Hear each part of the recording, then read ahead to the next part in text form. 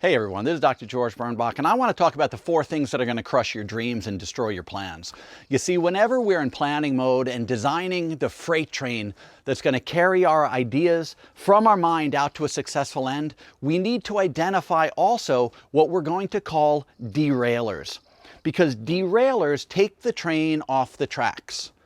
And identifying derailers, it's not a negativity stance. It's not looking at things like a victim, fearful of something that may never happen. It's a powerful leadership and planning tool that helps develop your pivot plans. We work through every situation on the planning table so we can roll right through our opportunities with the fewest challenges possible. The first derailer is logistics. Logistics usually boils down to time, money, or knowledge. So you need to listen to people when they feel stuck, and you'll see these.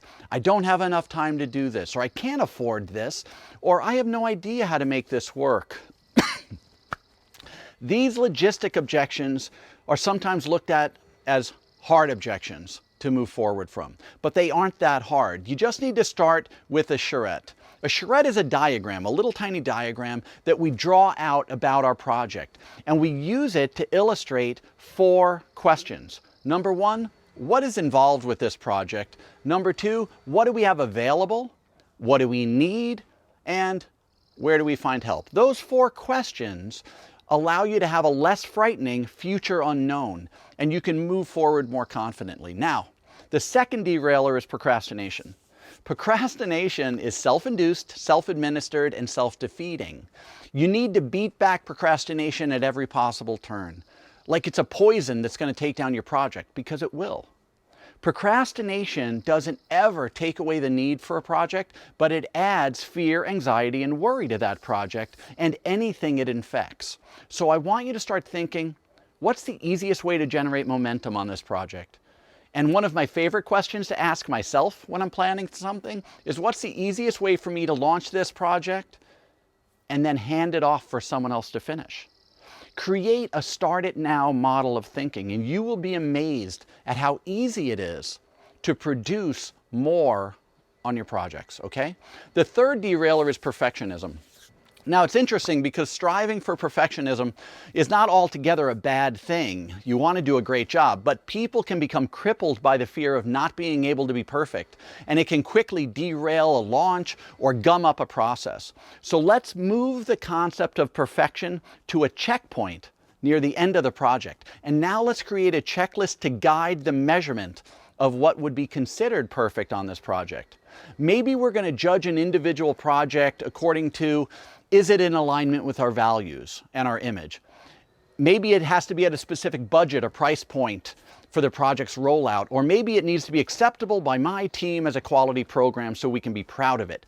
It doesn't matter how you define perfect, but if you're being derailed by your concept of being perfect, you're probably dealing with a fear of failure in an undefined environment.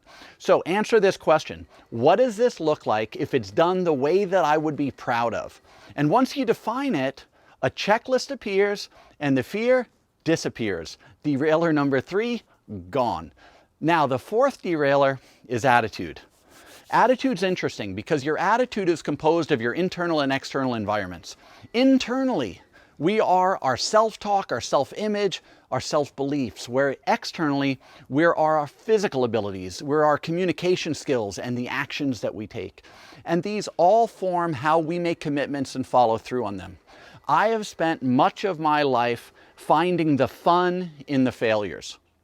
You see, taking failures as curiosities and learning positions helps you grow as a human being and become better at every single thing you do. Growth is about learning from failures. When you learn very little, you really are getting yourself stuck, and you do learn very little when you're winning. You learn more when you work through challenges and puzzles. You will also appreciate the glory of winning so very much more. So there you have it.